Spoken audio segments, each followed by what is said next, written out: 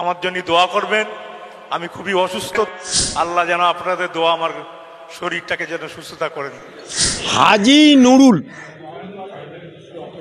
তিনি বর্তমানে রেখা পাত্রকে হারিয়ে সাংসদ হয়েছে এবং উনি অসুস্থ ছিলেন, দাঁড়াতেও চাননি, তথাপি মমতা ব্যানার্জি ওনার প্রতি আস্থা রেখে সাংসদ করেছে। জনগণের নির্বাচিত যখন হয়ে যায় সে কিন্তু পার্টিকুলার কোনো পার্টির থাকে না, জনপ্রতিনিধি, তার মানে সে জনগণের নির্বাচিত। সেই সাংসদ হিসাবে একজন, আমি আইনজীবী ছেড়ে দিন, একজন মুসলিম কর্তা ব্যক্তি হিসাবে, একজন মুসলিম ধর্মাবলম্বী মানুষ হিসাবে আল্লাহর কাছে মাগফিরাত করি, তাকে যদি কোনো কুকর্ম করে থাকে তৃণমূলের পাল্লাই পড়ে আল্লাহ যেন তার গুনাহ মাফ করে দেয় এবং তাকে ভেস্তে জিন্নতি।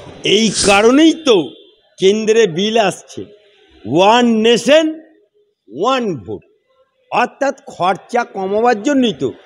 জানি না মমতা ব্যানার্জির দল ওখানে সেই ওয়ান নেশন ওয়ান ভোটে অংশগ্রহণে উনি সাপোর্টে থাকবেন নাকি বিরোধীতে থাকবেন, কারণ ওনার তো যে সিপিএমকে তাড়িয়ে ক্ষমতায়ন হয়েছেন, যে বিজেপির সাথে গঠবন্ধন করে উনি রেলমন্ত্রী হয়েছিলেন, সেই বিজেপির গোষ্ঠীর ছাদ্য করে, আর যে সিপিএমকে তাড়িয়ে উনি ক্ষমতা হয়েছেন ওখানে দিল্লিতে ইচুরির সাথে উনি বৈঠক করেন।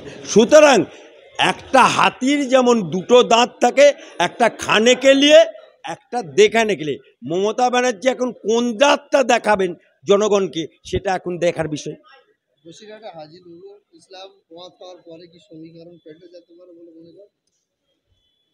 দেখুন, সমীকরণ পাল্টাবে কি পাল্টাবে না, আমরা বিগত কয়েকটা ইলেকশনে উপনির্বাচন সম্ভবত শাসক দলের ফেভারে যায়, এটা আমরা গতানৈতিকভাবে। মিরাক্কেল একমাত্র ঘটেছিল মুর্শিদাবাদ জেলার সাগরদিঘিতে বাইরন বিশ্বাস কংগ্রেসের সমর্থনে, কংগ্রেসের টিকিটে, ভারতীয় মার্ক্সবাদী কমিউনিস্ট পার্টির সমর্থনে তৃণমূলকে পরাস্ত করেছিল বাইরন বিশ্বাস। কিন্তু বাইরন বিশ্বাস তিনি টকাং করে কাতলা মাছের মতো লাফ দিয়ে চলে গেলেন তৃণমূলের মধু চাটতে। এখন ওখানে এই হাজী নুরুলের জায়গায় ভোট ডিক্লেয়ার হোক, এই তো সবেমাত্র এখনো 4 দিন চাহারম পালন হয়নি, 40-এ পালন হয়নি। লোকটার 40-এ পালন হতে দিন, তারপরে তো ওখানে ভোট হবে, নির্বাচন কমিশন ঘোষণা করবে কে কোন দল দেবে। তবে একটা জিনিস আপনাকে বলে দিতে পারি, এবারে ওখানে একটা নবাগত একটা পার্টি, যা কারণ মানুষ BJP, Trinamool, setting, meeting, eating ইত্যাদি বিভিন্ন দেখতে পাচ্ছে, আর বামফ্রন্টকে আর মানুষ চায় না, কারণ 35 বছর ওকে দেখে নিয়েছে। নতুন একটা পার্টির সমীকরণ আসছে, ভারতীয় অবহেলিত পার্টি, যারা আজকে আনন্দবাজারে বেরিয়েছে, আজকে মামলা করেছে বন্যা কবলিত মানুষের জন্য এবং ঘাটালের মাস্টার প্ল্যান নিয়ে, সেটা নিয়ে মামলা হয়েছে।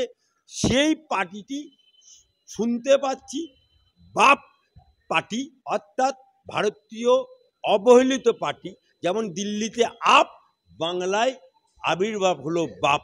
এখন বাপও ওখানে পার্টি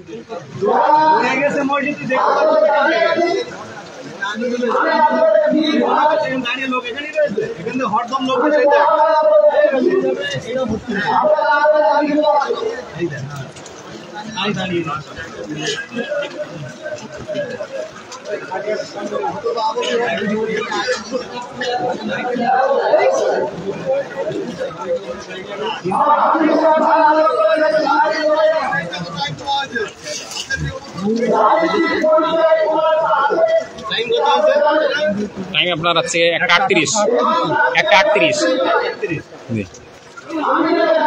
সময় একটু যাবে, কিছু সময়টা দিতেই হবে। জি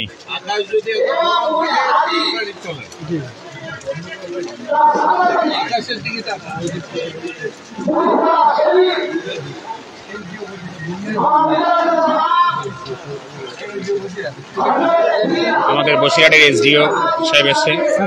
আশিস জি নমস্তে। বসিরহাটের এসডিও সাহেব এসছেন।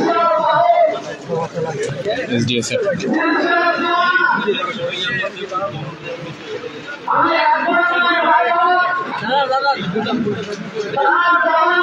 আমাদের বসিরহাটের এসডিও এখন এসছেন। হাজি সাহেবের শেষ বিদায় দেওয়ার জন্য।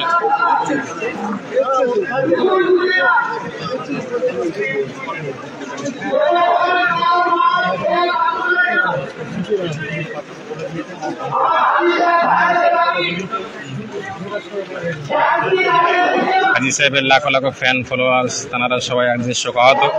হাজি সাহেবের শেষ বিদায় জানাচ্ছেন আজকের সবাই। শেষ বিদায় জানাতে অনেকেই এসছেন।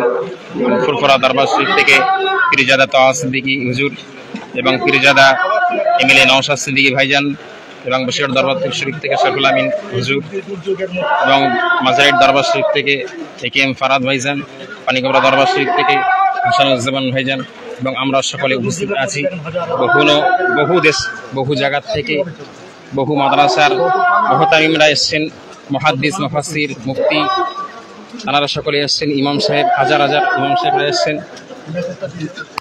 সকলে আমরা দোয়া করি হাজি সাহেবের বাগী জিন্দেগিতে কবর নামক জায়গাকে আল্লাহ আসান বানিয়ে দেন এবং জান্নাতের আলা মাকাম দান করেন।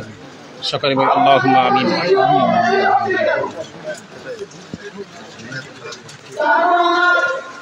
আল্লাহ কবর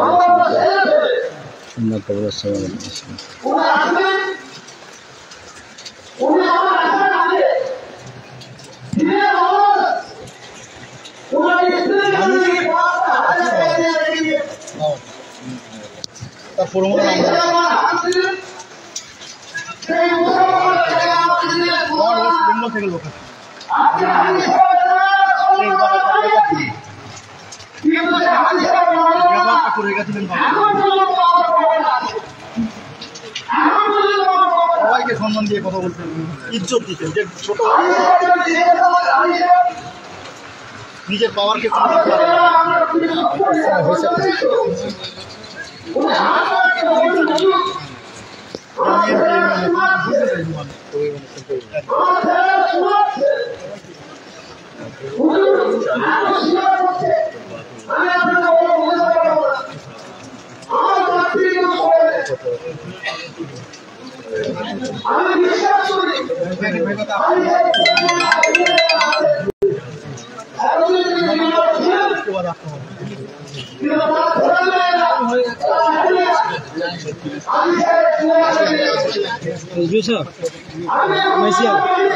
সাহেব